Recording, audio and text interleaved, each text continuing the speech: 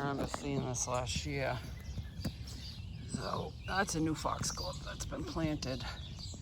But last year I had one that was full grown as well that I bought from the store. And when the stalk dropped, I let it dry right on the ground. Now normally what I would do is I would pluck these out and pot them on. But it's been a pain of a spring so far with things to do, so I haven't done that yet. But I haven't mulched this yet. So these are just foxglove seedlings that germinated from last year's seed. And I seen them on the ground last year, so I knew they were germinating. But then we had such a ferocious winter in New England.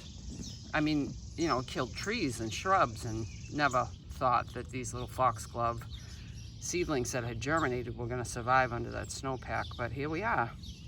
So, you know, I don't know, probably a couple hundred of them. So we will we'll dig those up and plant them up, which is why I haven't mulched the spot yet. And then over here, there were also foxgloves, but I don't see signs of seedling germination. Oh, maybe a couple back there. Yeah, there's a couple back there. So it looks like this may have been the only one that really germinated. Like, I don't know, it must have just had the perfect conditions for what it wanted to germinate, because there were more foxglove over here, which have now been, oh yeah, no, there's definitely more seedlings. So I've replaced it with digitalis, but there's definitely more foxglove seedlings there. See, the digitalis is there. So we'll be digging them up and potting them on. I just thought that was an interesting thing to notice. I was on my way back from feeding at the camel cave, so I thought I'd show you guys that. And one more thing that I thought looked real pretty this morning, and unfortunately now it's in the sun. When I walked over to clean the stalls, it wasn't in the sun. You know, sometimes there's just faith in planting, right? You plant some things and you hope that it just looks good when you're done, and you can see it in your mind, but that doesn't always translate. But it does look pretty. The bearded iris. So I've got 3 of this kind, and I couldn't even tell you what this is. I'd have to go look it up. And then I got 1 of the black ones. This one I remember buying. Oh my God, those are stunning. Wish they were all this. But those are pretty. You know, they're complementary colors.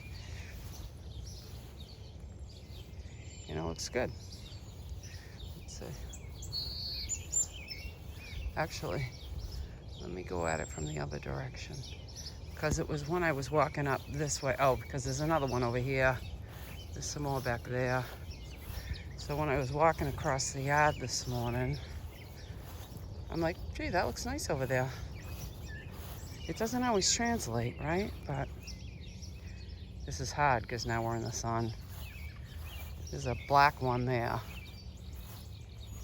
And the black one is right beside a Miss Kim lilac that's in full bloom. It smells amazing.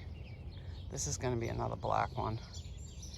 And another black one, and then the 3 maroonish colored ones.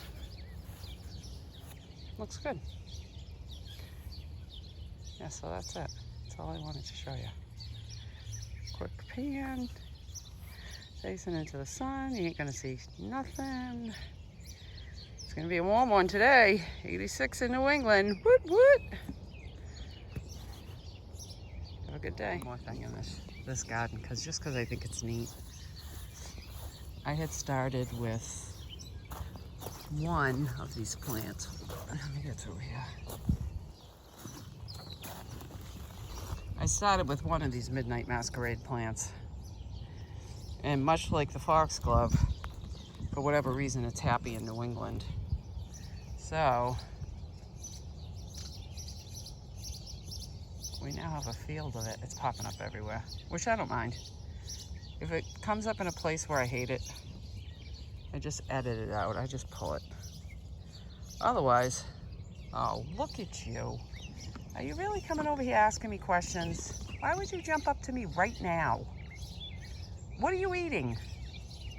They think they're friends with me. I swear to God. They're so not afraid.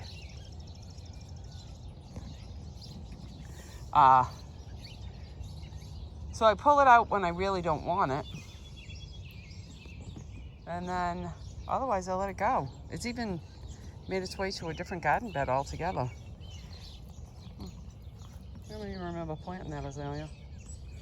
But they're beautiful. Midnight Masquerade.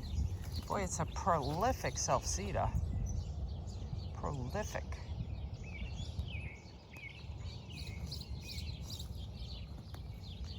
I didn't plant any of these. None of these. None of these that you're looking at. One little tiny plant is all I planted. Veronica. And if we come over here, we've got more of it. Joe Pye weed. Ooh. Looks like the Jap beetles are out. They are eating holes in this Joe Pye weed. That's okay. The Joe Pye weed don't care. Crazy, right? With this Midnight Masquerade? Oh, good. I'm glad you're afraid. But it's pretty, so I let it grow. It can multiply all it wants. It's got a whole bed to take over.